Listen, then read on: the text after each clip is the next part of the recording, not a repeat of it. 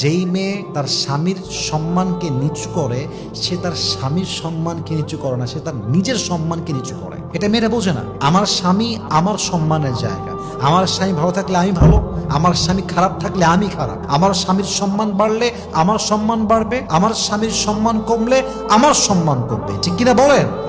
আমার স্বামী খারাপ হলেও আমার স্বামী ভালো হলেও আমার স্বামীটাই তো আমার। ঠিক কিনা বলেন? বিবাহিত হওয়ার পরে মেয়েরা কোন ভুল করে যে ভুলের জন্য তার জীবনটা নষ্ট হয়ে যায়? 1 নাম্বার, বিয়ের পরে প্রথম ভুল একজন মেয়ের জীবনে স্বামীর অবাধ্য হওয়া। স্বামীর অবাধ্য হওয়ার মতো বড় অন্যায় পৃথিবীতে একজন মেয়ের জন্য সেকেন্ড আর কোনো কিছু হতে পারে না। যেই মেয়ে স্বামীর অবাধ্য, আপনি লিখে রাখেন তার জীবনের সুখ সে কোথাও খুঁজে পাবে না। কারণ আমরা পুরুষরা সব সহ্য করতে পারি, সব মানতে পারি, বাট আমার বউ আমার কথা শুনবে না, আমার বিরুদ্ধে হিটলারি করবে, আমাকে মিথ্যা অপবাদ চাপাই দিবে, আমাকে অলওয়েজ চাপে রাখবে, অলওয়েজ ডিমান্ড করতেই থাকবে, অলওয়েজ আমাকে মিথ্যা ব্লেম করতেই থাকবে, আমার আওতার বাহিরে যাবে। আমরা পুরুষরা সব সহ্য করলেও আমাদের সেলফ রেসপেক্টে আঘাত লাগলে এটা আমরা চুল পরিমাণ বরদাস্ত করি না। ঠিক কিনা বলেন? স্বামীর অবাধ্য যে মেয়ে হয়, ওর একুলেও সুখ নাই, ওকুলেও সুখ নাই। আপনি যদি স্বামীর অবাধ্য হন, এই স্বামী আপনাকে তালাক দেবে। আপনি সেকেন্ডলি আবার বিয়ে করবেন, ওখানে আবার মানবেন না, ওখানে আপনি আবার তালাক খাবেন। কি লাভ? অতএব বিনয়ী হন, স্বামীর কাছে নিজেকে একদম বিলীন করে দেন যে স্বামী আমাকে যা বলবে হালাল হলে আমি মানতে বাধ্য। ঠিক কিনা বলেন?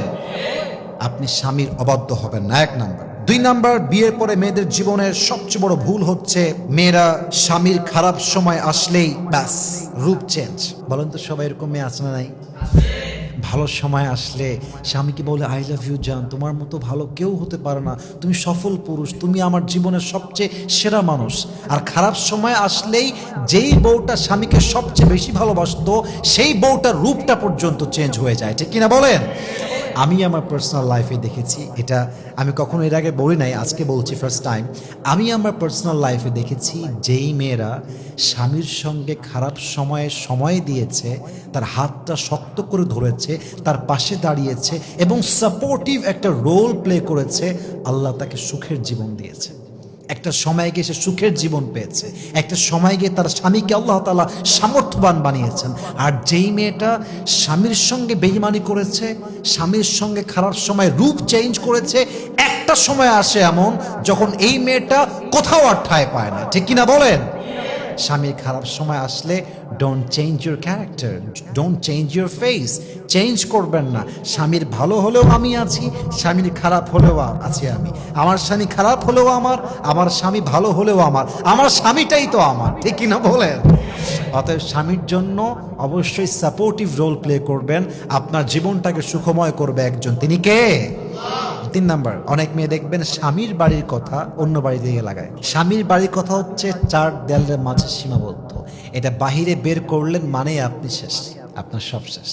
অনেক মেয়েরা এটাকে খুব ইজি মনে করে যে আরে আমি বলতেই পারি, কি ব্যাপার, বলা যায়, সমস্যা কি? বোনের বাসায় গিয়ে বলে, বান্ধবীর কাছে গিয়ে বলে, মায়ের কাছে গিয়ে বলে। ইভেন আমার তো মনে হয় যে আজকালকার যুগে বেশিরভাগ ডিভোর্স হয়ে যায় জাস্ট মেয়ের মায়ের কুটনামির জন্য। ঠিক কিনা বলেন? মেয়ের মা মেয়েকে কল দিয়ে দিয়ে কুটনামি শেখায়, এইটা করবি, ওইটা করবি না, ওইটা বলবি, এইটা বলবি না, এমনে এমনে এমনে এমনে শিখায় দেয়। আর মেয়েটা যখন ওরকম অ্যাক্ট করে মায়ের কথা অনুযায়ী, পুরুষের মন থেকে উঠে যায়। এই জন্য মেহেরবানি করে স্বামীর বাড়ির কথা স্বামীর বাড়িতেই শেষ। যখন মায়ের বাসায় যাবেন ভিন্ন বিষয় আলাপ হবে, স্বামীর বিরুদ্ধে কোনো কথাই হবে না। স্বামী আমার ভালো হোক, স্বামী আমার খারাপ হোক, স্বামী একমাত্র আমার। স্বামীর ব্যাপারে খারাপ কথা বলা মানেই মাথায় রাখবেন, যেই মেয়ে তার স্বামীর সম্মানকে নিচু করে, সে তার স্বামীর সম্মানকে নিচু করে না, সে তার নিজের সম্মানকে নিচু করে। এটা মেয়েরা বোঝে না। আমার স্বামী আমার সম্মানের জায়গা। আমার স্বামী ভালো থাকলে আমি ভালো, আমার স্বামী খারাপ থাকলে আমি খারাপ। আমার স্বামীর সম্মান বাড়লে আমার সম্মান বাড়বে, আমার স্বামীর সম্মান কমলে আমার সম্মান কমবে। ঠিক কিনা বলেন? অতএব স্বামীর বাড়ির কথা কোনোদিন মায়ের বাসায় হোক, বান্ধবীর বাসায় হোক, বোনের বাসায় হোক, কখনো বলতে যাবেন না। আল্লাহ মেয়েদেরকে বোঝার তৌফিক দান করুক। পড়েন সবাই আমিন। আর জাস্ট দুইটা কারণ বলতে চাই। 4 নাম্বার কারণটা হচ্ছে বেশিরভাগ মেয়েরা বিয়ের পরে অতিরিক্ত জেদ এবং ডিমান্ড করে।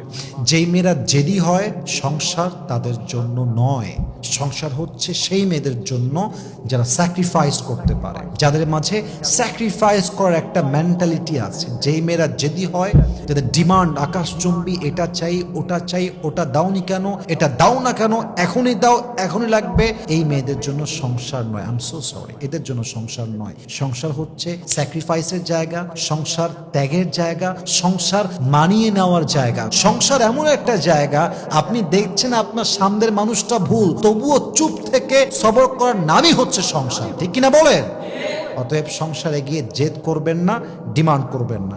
সর্বশেষ কথা, লাস্ট অ্যান্ড ফাইনাল কথা, দেখেন আপনার স্বামী জাস্ট দুনিয়ার সাথী নয়, এটা আপনার জান্নাতের সাথী, এটা আপনার চিরজীবনের সাথী, এটা আপনার সন্তানের বাবা। অতএব স্বামীর কাছে যখন যাবেন, যদি আপনার জীবনে এমন কোনো অতীত থাকে, এমন কোনো দাগ থাকে, এমন কোনো বিষয় থাকে যে বিষয়টা উল্লেখ না করলে বিয়ের কয়েকদিন পরে প্রমাণিত হয়ে যাবে, আমি আবারও বলছি, এমন কোনো চরিত্রের দাগ, কলঙ্কের দাগ যা আপনার স্বামী জানলে আপনাকে তালাক দিতে পারে, আপনার সঙ্গে সংসার ভাঙতে পারে, এটা বিয়ের আগে বলে দেন যে দেখেন আমার অবস্থান এইরকম এবং এটা আজ হোক কাল হোক প্রকাশিত হয়ে যাবে আপনার কাছে। অতএব আমি আগেই সারেন্ডার, আমার এই মিস্টেকটা আছে, আমার এই কলঙ্কটা আছে, হতে পারে আমি ডিভোর্সি, হতে পারে আমার অন্য কোথাও অবৈধ সম্পর্ক ছিল, হোয়াট এভার ইট ইজ, যেটা প্রকাশিত হবেই একদিন, এটা আগেই বলে দেওয়া উত্তম। কারণ আপনি যখন আপনার চরিত্রকে গোপন রেখে বিয়ে করেন, আপনার স্বামী আপনাকে ভালো ভেবে বিয়ে করে, আর যখন বিয়ের পরে চরিত্র খারাপ প্রমাণিত হয়ে যায়, আপনার স্বামীর মনটা ভেঙে চুরে চূর্ণ বিচূর্ণ হয়ে যায়, ঠিক কিনা বলে? অতএব বিয়ের পরে এসে এই বেঈমানিটা করবেন না। আল্লাহ প্রত্যেকটা মা বোনকে এই ভুল থেকে বেঁচে থাকার তৌফিক দান করুক, পড়েন সবাই আমিন।